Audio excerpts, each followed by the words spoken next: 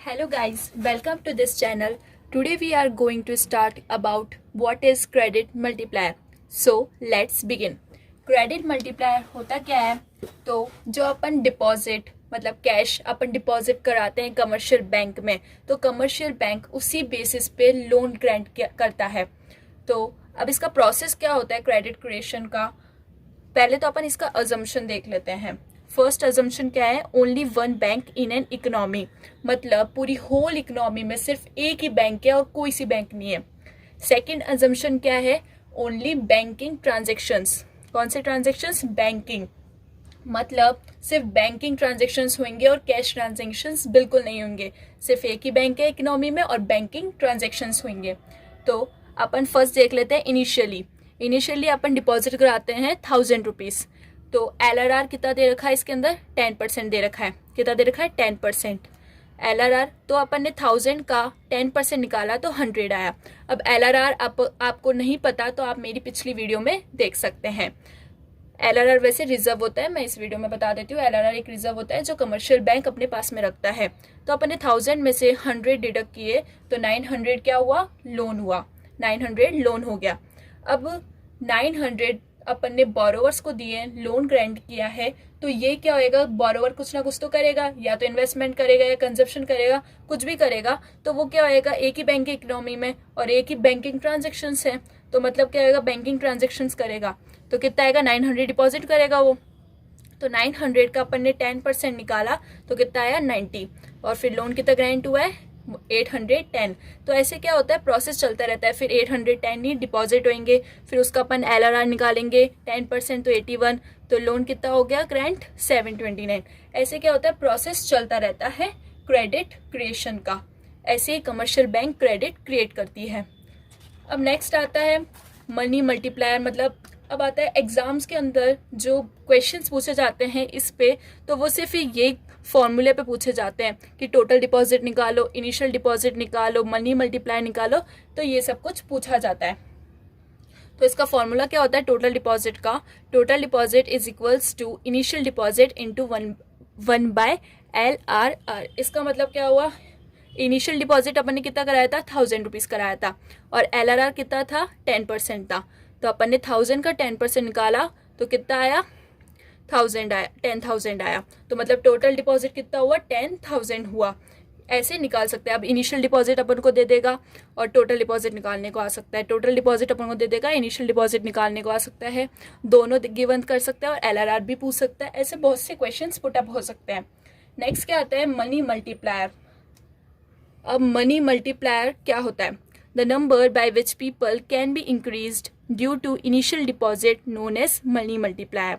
जितने ज़्यादा people increase होंगे, जितने ज़्यादा पीपल क्या करेंगे? डिपॉजिट कराएंगे कमर्शियल बैंक्स के अंदर, तो मनी उतनी ही ज़्यादा क्या होगी? मल्टीप्लाई होती रहेगी, उतनी ही ज़्यादा क्रिएट होती रहेगी और इकोनॉमी के अंदर सप्लाई ज़्यादा होती रहेगी मनी की।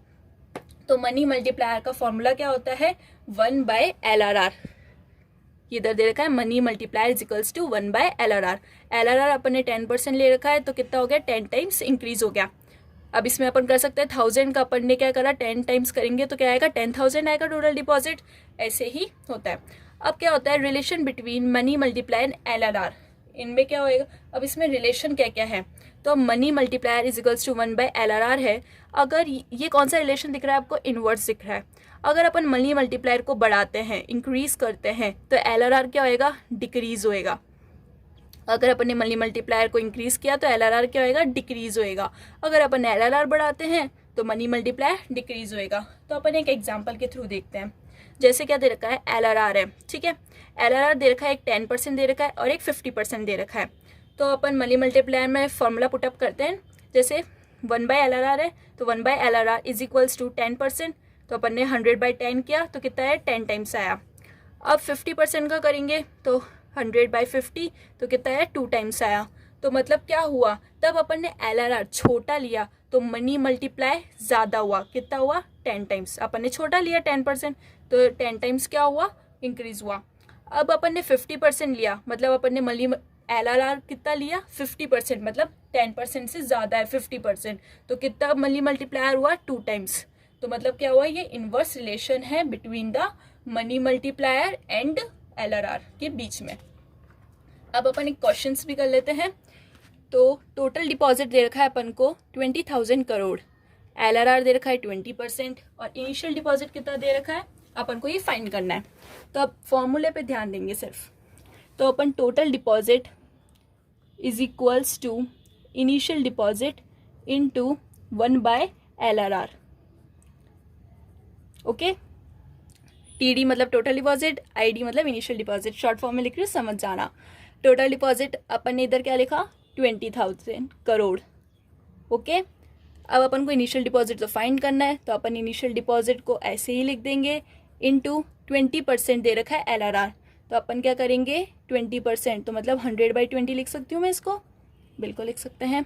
अब अपन ने इसको सॉल्व किया, जैसे इधर से कैंसिल आउट हो गया, तो 20,000 divided by 5 is equals to ID।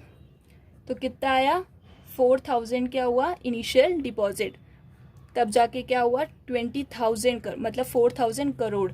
अपन ने 4,000 करोड़ इनिशियल डिपॉजिट करवाया होंगे, तब जाके कितना हुआ टोटल डिपॉजिट 20,000 करोड़ हुआ।